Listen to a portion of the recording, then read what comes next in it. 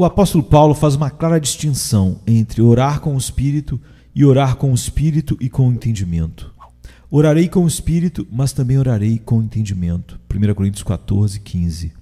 Essa distinção foi feita porque os coríntios não observaram que tudo quanto faziam deveria ser feito para a edificação própria e também das outras pessoas. Mas eles estavam fazendo todas as coisas para a sua própria glória. É, pois, conveniente que tanto o entendimento como o coração e os lábios participem na oração.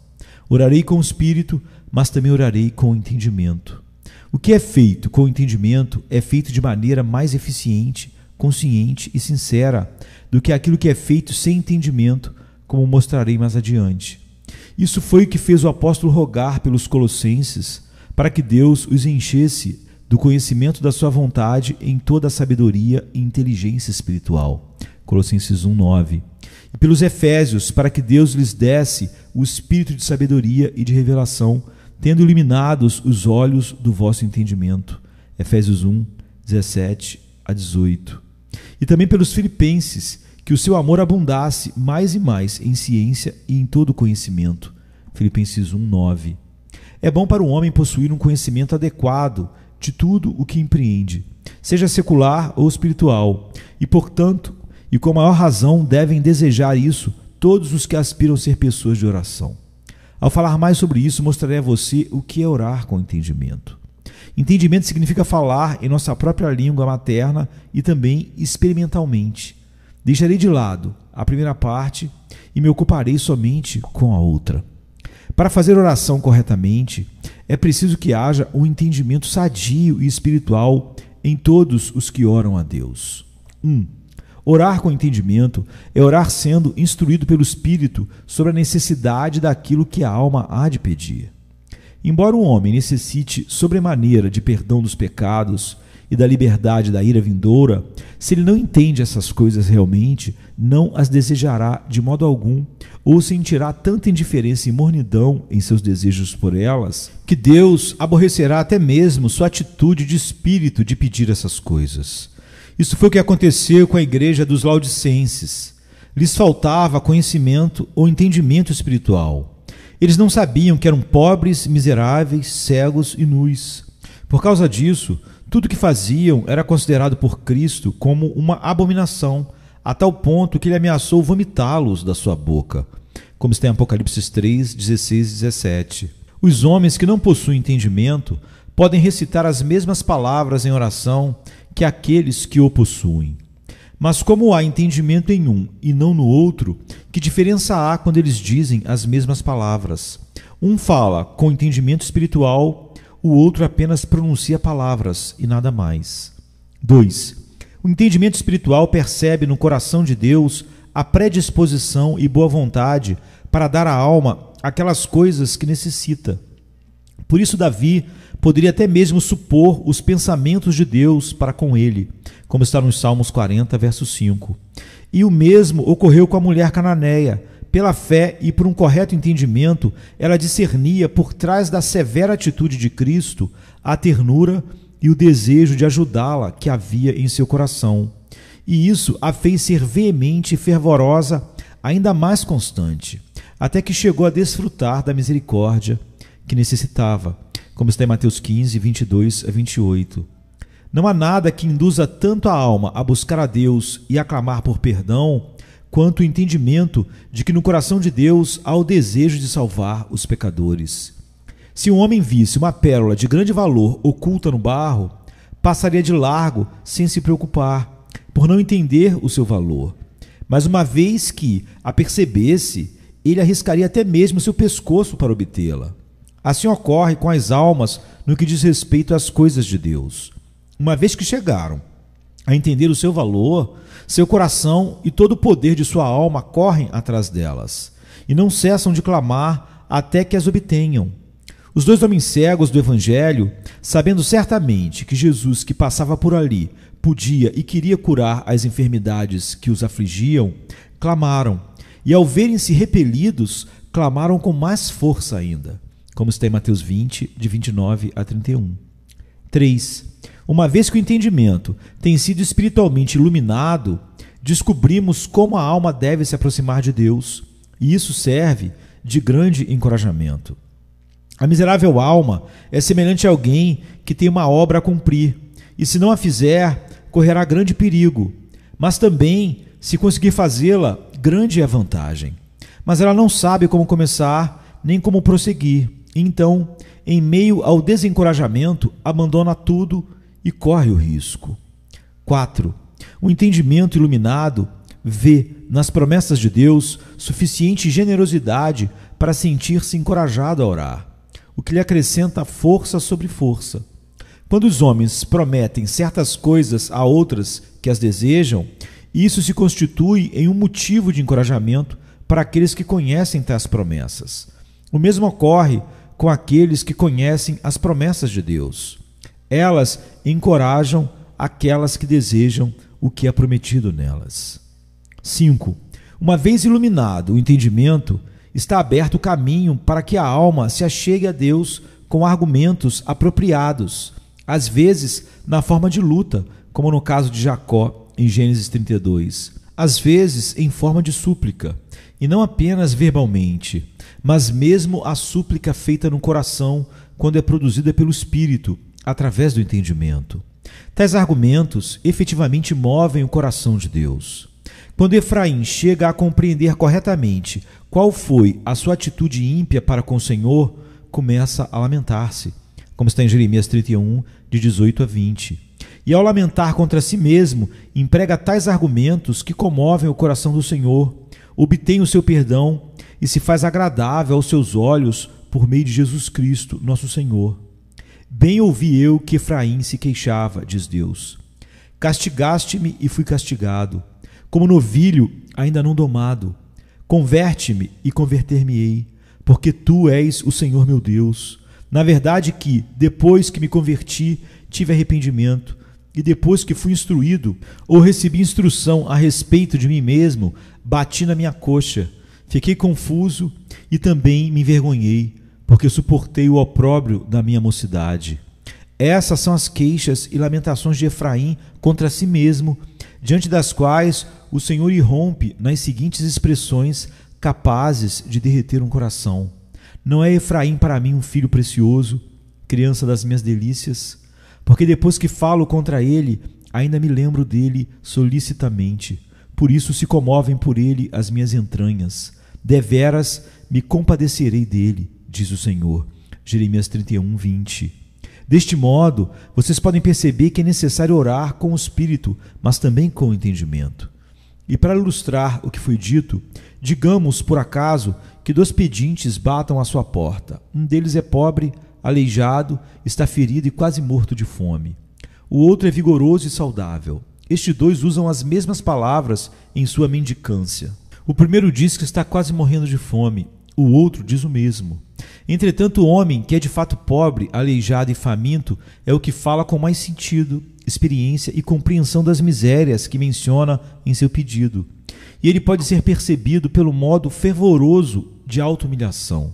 Sua dor e pobreza lhe fazem falar em um espírito de maior lamentação do que o outro.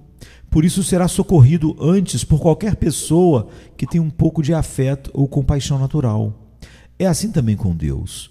Alguns oram por costume e formalidade, outros na amargura de seus espíritos. Um ora por mera noção e por puro conhecimento intelectual. Em outro, as palavras são pronunciadas na angústia de sua alma. Sem dúvida, este é o homem para quem Deus olhará, para o pobre e abatido, humilde de espírito, e que treme da minha palavra. Isaías 66, 2. 6.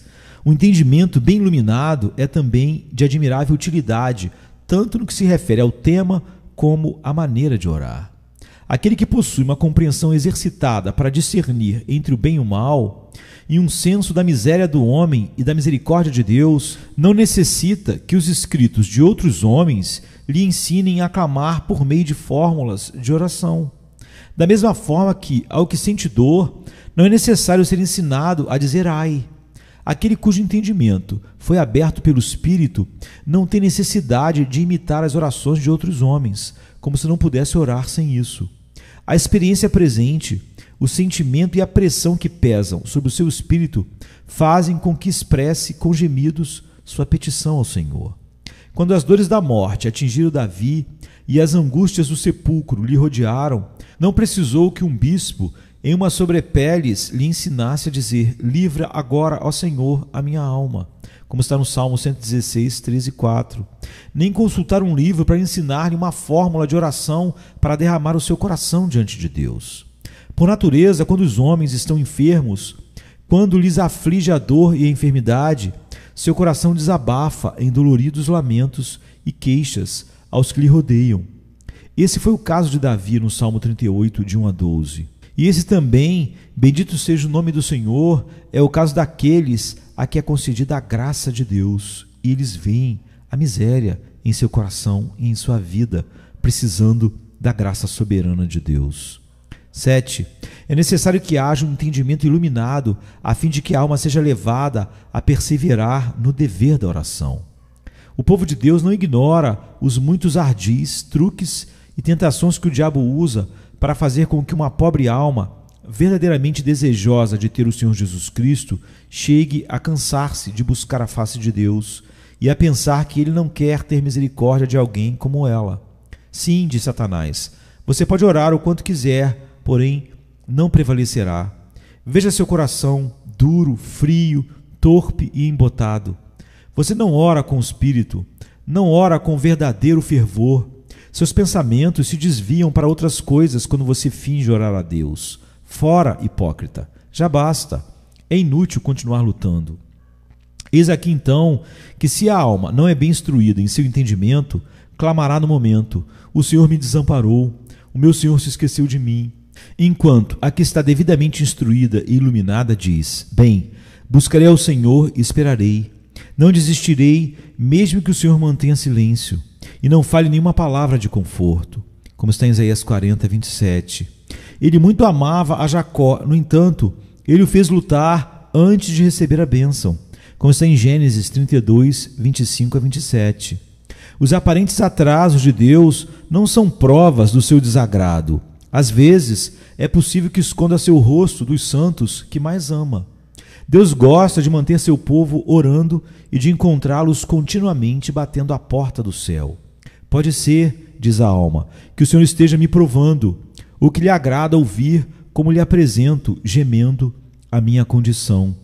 A mulher cananeia não quis considerar como negativas reais aquelas que eram somente aparentes. Ela sabia que o Senhor era gracioso. O Senhor vindicará o seu povo, ainda que seja tardio para com eles, como está em Lucas 18, de 1 a 6. O Senhor tem me esperado muito mais tempo do que eu a ele. E o mesmo ocorreu com Davi. Ele diz: esperarei com paciência. Isso é, passou muito tempo antes do Senhor me responder, mas finalmente se inclinou para mim e ouviu o meu clamor, como está no Salmo 40, verso 1. O mais excelente remédio para isso é um entendimento bem informado e iluminado.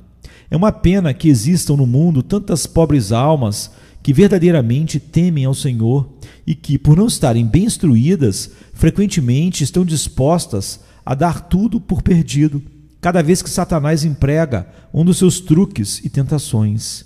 Que o Senhor se compadeça delas e lhes ajude a orar com o espírito e também com o entendimento. Aqui eu poderia mencionar grande parte da minha própria experiência. Nas minhas crises de agonia espiritual, eu tive fortes tentações para desistir e não buscar mais ao Senhor. Todavia, quando Ele me fez entender quão grandes pecadores eram aqueles de quem Ele teve misericórdia, e quão grandes eram as suas promessas aos pecadores, e que não era ao que está são, mas ao doente, não ao justo, mas ao pecador, e não ao que está cheio, mas ao que está vazio, a quem Deus comunicava a sua graça e misericórdia. Ele me fez ver isso através da ajuda do Espírito Santo e fez com que eu me apegasse a Ele e dependesse dEle, e que ao mesmo tempo clamasse, ainda que Ele não respondesse no mesmo momento. Que o Senhor ajude a todo esse povo pobre, tentado e aflito, a fazer o mesmo e a perseverarem nisso, ainda que tenham que esperar muito tempo, de acordo com o que foi dito pelo profeta Abacuque 2:3, e os ajude para essa finalidade a orar, não por meio das invenções dos homens e de suas formas estritas, mas com o espírito e também com o entendimento. E agora respondo algumas perguntas. Pergunta 1. Mas o que faremos nós, pobres criaturas, que não sabemos como orar? O Senhor sabe que eu não sei como se deve orar, nem o que se deve pedir. Resposta. Pobre coração, você se lamenta de que não sabe orar? Você pode ver sua miséria? Deus tem lhe mostrado que, por natureza, você está debaixo da maldição da sua lei. Se assim for, não se engane. Sei que você geme muito amargamente. Estou persuadido de que você não pode fazer qualquer coisa em seu trabalho diário sem que a oração brote do seu peito. Seus gemidos não subiram aos céus desde todos os cantos da sua casa, como está em Romanos 8:26. Sei que é assim. E também seu próprio coração pesaroso testifica de suas lágrimas, do esquecimento de sua vocação, etc. Não é verdade que seu coração está tão cheio de desejos pelas coisas do mundo vindouro que muitas vezes esquece das coisas deste mundo? Então leia Jó 23:12.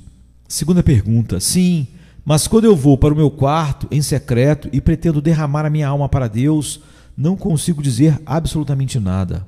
Resposta. 1. Querida alma, não é às suas palavras que Deus presta mais atenção, de maneira que não lhe escute se você se apresenta diante dele com um discurso eloquente. Não, seus olhos estão postos no quebrantamento do seu coração. E é isso que faz com que o Senhor se comova para com você. A um coração quebrantado e contrito não desprezarás, ó Deus. Salmos 51, verso 17. E 2. A escassez de suas palavras pode ser devido a muita tribulação do seu coração.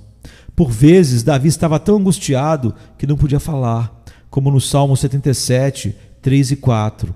Entretanto, há algo que pode servir de consolo para todos os corações pesarosos como o seu, a saber que, embora devido à angústia do Espírito você não possa falar muito, o Espírito Santo coloca em seu coração gemidos e suspiros muito veementes, mesmo quando sua boca está fechada, o seu espírito não.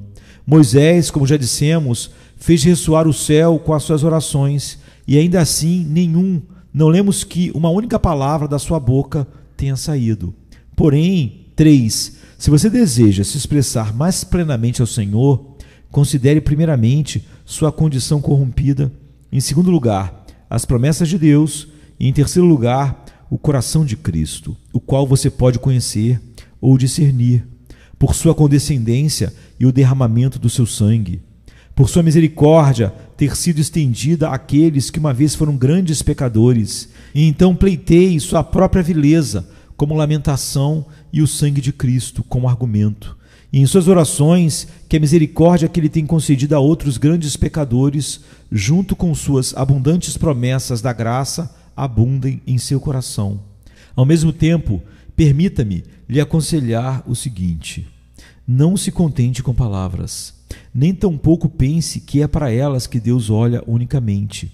Porém, quer suas palavras sejam poucas ou muitas, que elas procedam de seu coração. Então você buscará e encontrará a Deus quando buscar de todo o seu coração, como está em Jeremias 29, 13. Pergunta 3. Mas se aparentemente você tem falado contra todas as formas de orar que não seja pelo Espírito Santo, por que você está dando instruções agora? Resposta. Devemos exortar uns aos outros a oração, ainda que não devemos estabelecer fórmulas de oração. Exortar a oração com instruções cristãs é uma coisa, e escrever fórmulas para limitar o Espírito de Deus é outra. O apóstolo não dá nem mesmo um mínimo de fórmula de oração, porém insta conosco para que oremos. Efésios 6,18, Romanos 15, 30 e 32. Portanto, ninguém deve tirar a conclusão de que, por darmos instruções referentes à oração, é lícito fórmulas de oração. Pergunta 4.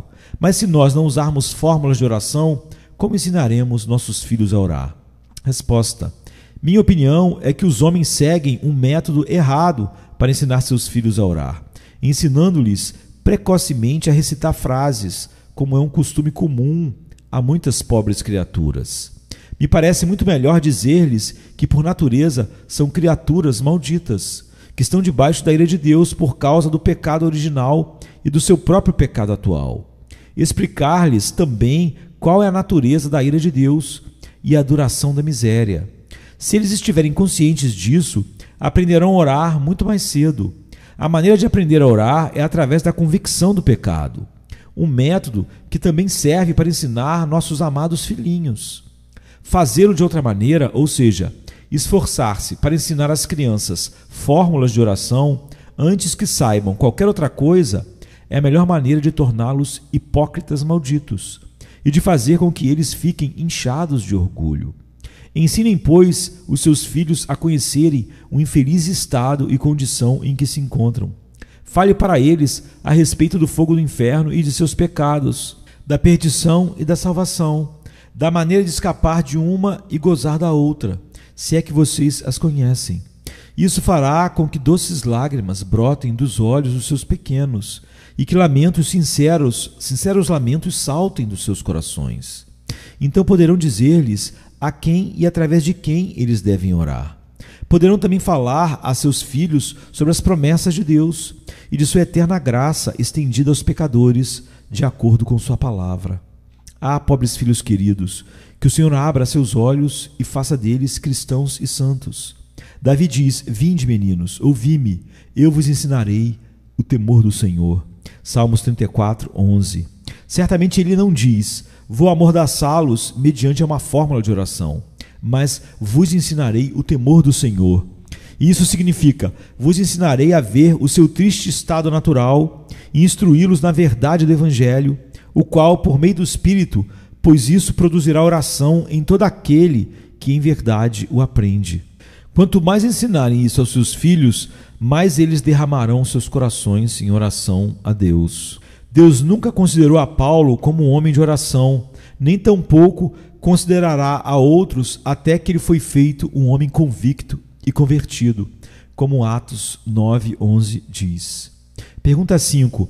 Mas como se explica o fato de os discípulos pedirem a Cristo para ensiná-los a orar, como também João ensinava aos seus e em seguida ele deu-lhes a fórmula que hoje chamamos de Pai Nosso? Resposta: não somente os discípulos, mas nós também queremos ser ensinados por Cristo. E uma vez que não está aqui pessoalmente para nos ensinar, que ele o faça pela sua palavra e pelo seu Espírito, pois ele disse que enviaria o Espírito para substituí-lo quando partisse, em João 14, 16 e 16, 17. E 2. Quanto ao que foi chamado de fórmula, eu não posso crer que o propósito de Cristo fora dá-lo como tal e de uma maneira tão restritiva, e isso por algumas razões. Porque ele mesmo ensina o contrário, segundo inferimos ao consultarmos Mateus 6 e Lucas 11. Enquanto que se houvesse dado uma fórmula de oração inalterável, ele não a teria alterado. Não encontramos que os apóstolos tenham jamais observado semelhante fórmula, nem tampouco que exortaram outros a fazê-lo. Examine todas as suas epístolas e percebam que, ainda que eles tenham sido tão eminentemente como qualquer outro no que diz respeito ao conhecimento para discernir e à fidelidade para praticar, não oravam segundo o mundo mais tarde quis impor. Mas, em suma, cremos que Cristo, com essas palavras, Pai Nosso e etc., efetivamente instrui aos seus sobre os princípios que devem ser observados em suas orações a Deus. 1. Orar com fé. 2. Orar a Deus no céu. E 3. Pedir o que é conforme a sua vontade, etc. Ou seja, essa oração constitui um modelo ou padrão para a oração. Pergunta 6. Mas Cristo manda orar pedindo o Espírito. Isso significa que os homens sem o Espírito também podem orar e serem ouvidos? Veja Lucas 11, de 9 a 13. Resposta: o discurso de Cristo, nesse caso, é dirigido aos seus discípulos e aos que são seus, como está em Lucas 11, 1. Quando Cristo lhes diz que Deus daria o seu Espírito Santo para aqueles que o pedissem, devemos entender esse dom como um acréscimo, porque se tratava dos discípulos, os quais já tinham certa medida do Espírito. Ele diz: quando orardes, dizei, Pai Nosso, verso 2. Digo-vos, verso 8, e eu vos digo, verso 9, pois se vós, sendo maus, sabeis dar boas dádivas aos vossos filhos, quanto mais dará o Pai Celestial o Espírito Santo àqueles que lhe o pedirem. Verso 13. Os cristãos, embora Deus já tenha dado o Espírito aos cristãos, eles devem orar pedindo o Espírito, ou seja, mais do Espírito Santo. Pergunta 7. Então só deveriam orar os que sabem que são discípulos de Cristo? Resposta: sim. 1. Que toda alma que aspira por ser salva se derrame para Deus, ainda que pela tentação não possa deduzir que é um filho seu. E 2. Se a graça de Deus está nele, será tão natural para ele gemer por causa da sua condição, como para o bebê pedir, chorar pelo peito. A oração é uma das primeiras coisas que revelam que um homem é cristão, como está em Atos 9:11. E se essa oração é como convém, terá o seguinte caráter: haverá um desejo por Deus em Cristo, por Ele mesmo, por sua santidade, amor, sabedoria e glória. A verdadeira oração que vai a Deus por meio de Cristo está centrada nele e somente nele. Quem tenho eu no céu, senão a ti? E na terra não há quem o deseje além de ti. Salmo 73, verso 25. Haverá um desejo de que a alma possa deleitar-se continuamente em comunhão com ele, tanto aqui como no porvir. Eu me satisfarei da tua semelhança quando acordar. Salmos 17, 15. E por isso também gememos, desejando ser revestidos da nossa habitação, que é do céu. 2 Coríntios 5, 2. A verdadeira oração é acompanhada por um esforço contínuo por aquilo pelo que se ora. A minha alma anseia pelo Senhor mais do que os guardas pela manhã. Salmo 130, verso 6. Levantar-me-ei, buscarei aquele a quem a minha alma deseja. Cantares 3, 2. Rogo-lhes que observem como há duas coisas que induzem a oração. Uma é a aversão ao pecado e às coisas desta vida. A outra é um desejo ardente de comunhão com Deus em um santo e eterno estado e herança. Compare somente isso com a maior parte das orações que os homens fazem e se comprovará que essas orações nada mais são do que um escárnio, a respiração de um espírito abominável a Deus. A maioria dos homens ou absolutamente não oram ou se ocupam em zombar de Deus e do mundo quando estão orando. Que apenas comparem as suas orações com a sua maneira de viver e verão facilmente que o conteúdo das orações é o que menos procuram em suas vidas. Que triste hipocrisia!